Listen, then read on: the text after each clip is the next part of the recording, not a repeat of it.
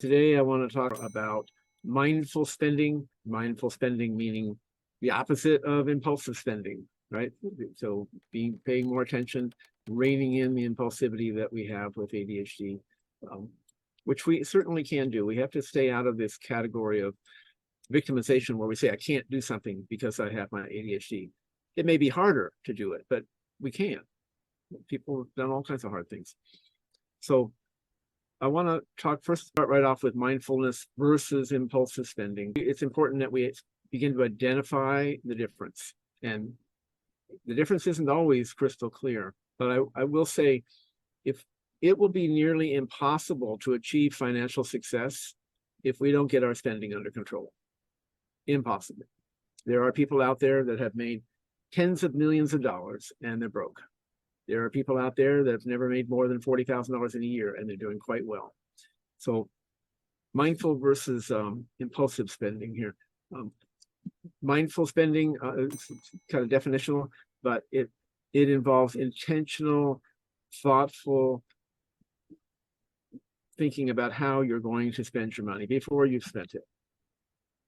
Impulsive, on the other hand, is reacting suddenly without much thought or consideration, frequently driven by emotions. Impulsiveness is driven by emotions most of the time. It is really important to understand that with ADHD, it is not just impulsivity, it's emotional dysregulation as well. So when we buy something, we think it's going to make us feel better a lot of times. And it may in the short run, but it may compromise our future.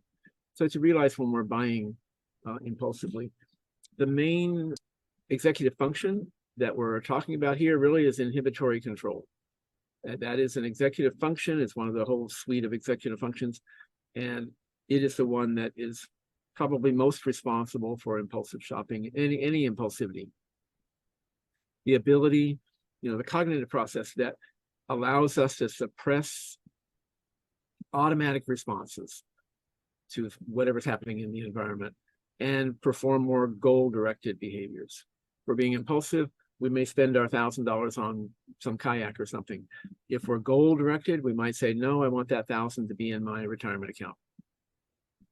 So inhibitory control is the thing, and there are ways to strengthen it.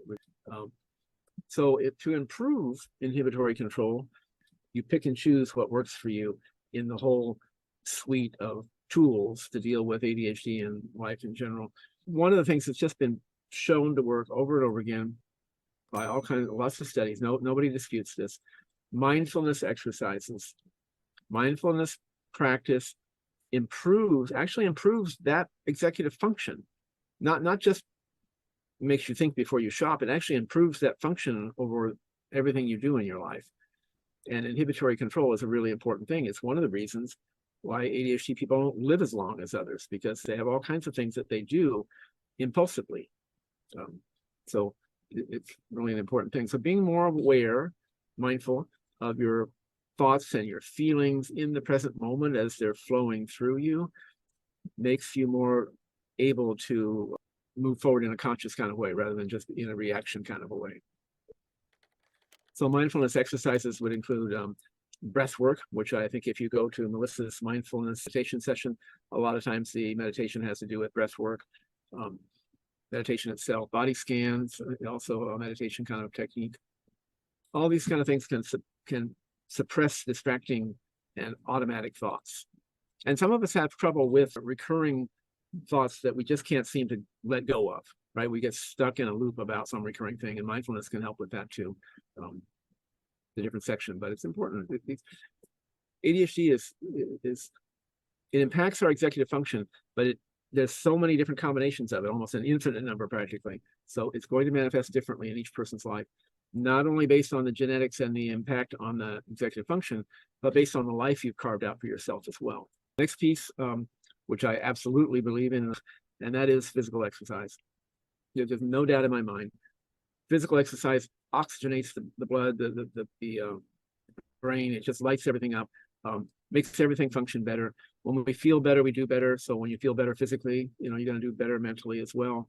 There's a lot of reasons, and there's plenty of science behind it. Regular physical exercise is an absolute ADHD remediation strategy. Not to mention, you'll be healthier longer. So along those lines, this is not a place where you try to catch up, right? You start very slowly and you set small goals for yourself.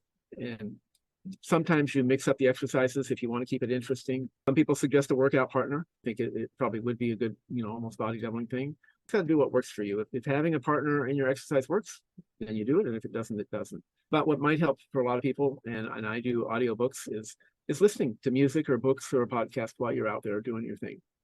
Setting small goals helps us not overwhelm ourselves, especially if it's physical exercise. Nobody's going to want to go back to the gym if they come back all stiff and sore. Next piece, getting enough sleep. It's maybe the biggest thing that I see in the ADHD world is people not getting enough sleep. It's hard to get sleep because ADHD comes with sleep problems. I do have one more thing on and this is funny, but practicing delayed gratification, right? Obviously, impulsivity is the opposite, but we can actually practice it. You can actually be at the store and say, I kind of want that. And I know I'm going to buy it, but I'm going to go home. I'm going to practice. I'm going to go home, think about it. I'll go back tomorrow or back to your Amazon checkout cart. But we can practice delayed gratification on the things that aren't so intense for us. And it makes us stronger when something is more intense. And if you are susceptible to impulsive shopping, the pause is the number one biggest thing you can do. That's so easy. Just say, yep, putting it in the cart, come back tomorrow. I'm going to shop in the morning because my proactive muscle is stronger in the morning than it is at night. I'm going to sleep on it. I'll decide later. And if it's a big purchase, I'm going to talk to my significant other or, any other trusted advisor that I might have. Identifying our values is absolutely crucial. If you ever want to achieve financial freedom, if you ever want to get control and be financially successful, you've got to realize everything we do springs forth from our values. And if we were doing things in conflict with those values, things happen. Depression, anxiety, bankruptcy, all kinds of things happen. Those are, I think those are really important, those remedies.